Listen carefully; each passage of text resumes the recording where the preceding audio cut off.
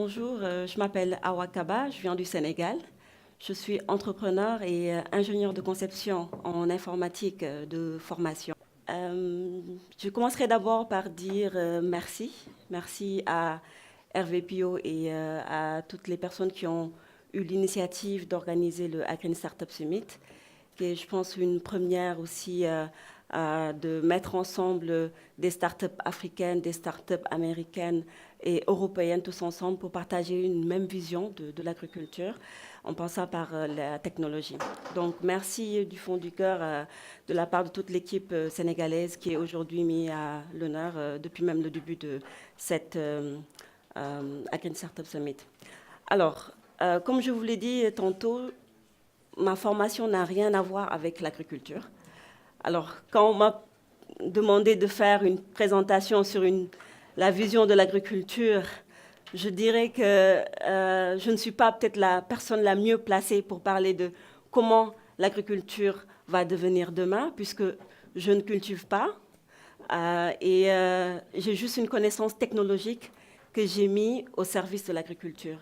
Et c'est peut-être sur ça que je vais plus m'appesantir pour aujourd'hui partager un peu la vision de l'agtech que j'ai. Alors,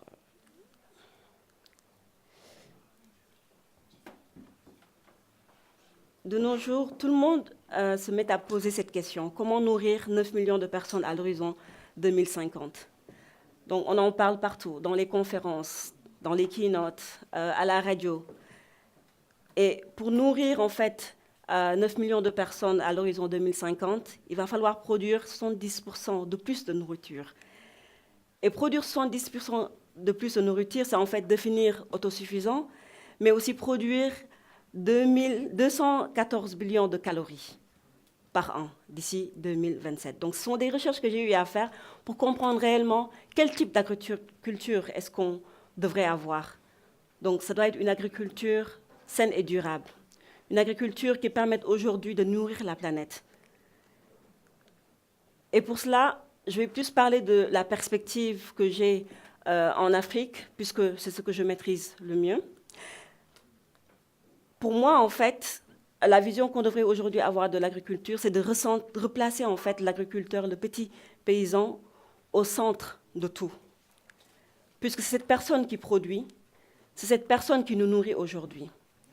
Et donc, replacer cette personne au centre de tout, c'est de lui donner en fait des outils adéquats pour pouvoir avoir accès à l'information, pour pouvoir avoir accès au marché. Et cette agriculture, en fait, passe en fait sur toute cette chaîne de valeur, en allant de la production à la transformation, la distribution et la commercialisation. Et ça doit être une agriculture de précision, une agriculture où toute personne qui produit aujourd'hui doit savoir qu'est-ce qu'il faudrait faire à tel moment. Et aussi avoir une exploitation des données. Donc, on intègre aujourd'hui le digital dans l'agriculture, on produit énormément de données. Ces données, on doit pouvoir les exploiter. Les exploiter d'une manière de telle sorte qu'on puisse après dématérialiser les échanges et avoir des traçabilités avancées. Et c'est ce qui nous manque actuellement. Je prends plus l'exemple du Sénégal ou bien de l'Afrique. Notre écosystème n'est pas très bien organisé. Alors, je dirais que nous, on a eu à peut-être sauter des générations. On a eu accès à la technologie. On a eu accès au mobile. Aujourd'hui, au Sénégal, on a plus de 107% de taux de pénétration du mobile. C'est-à-dire que au moins, une personne a au moins un téléphone portable. Dans des zones rurales, vous allez retrouver dans une maison des téléphones portables, mais vous n'allez pas retrouver de l'eau, par exemple, potable, vous n'allez pas retrouver de l'électricité, vous n'allez pas retrouver tout ce qui est moyen en fait, de subsistance. Mais ils ont accès à un téléphone portable et ils communiquent avec.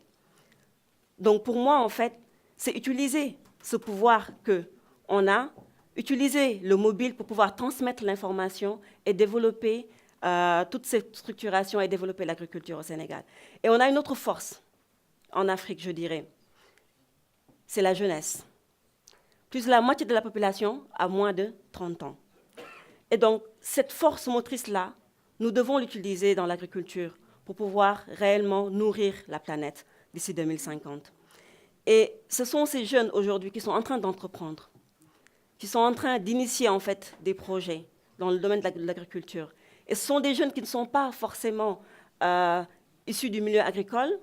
C'est des jeunes qui ont eu des formations diverses, comme moi par exemple, qui est partie de la technologie pour aujourd'hui travailler avec des femmes transformatrices. Et c'est ce dont, en fait, dont on a besoin, parce que ces jeunes vont devenir demain des agriculteurs et vont aujourd'hui transformer en fait le monde. Et à travers cette force motrice-là, nous pouvons réellement nourrir le monde. Ces jeunes qui sont en train de se développer dans l'agriculture, la technologie, doivent aussi avoir une agriculture collaborative. Pour un peu paraphraser ce que Hervé Pillot disait dans son livre Agroéconomiste, c'est aussi créer en fait une agriculture collaborative, donc où toutes les parties prenantes s'intègrent et collaborent en fait pour une économie et pour une économie durable, et aussi qu'on puisse réellement développer chaque petite et moyenne entreprise qui se sont établies au niveau de l'agriculture en Afrique en général. Et donc pour moi en fait, nourrir 9 millions de personnes d'ici 2050, cela commence maintenant. Cela commence par les projets qui sont en train d'être présentés aujourd'hui. Cela commence par la vision et la foi que les gens ont en voulant utiliser la technologie au service de l'agriculture. Merci beaucoup.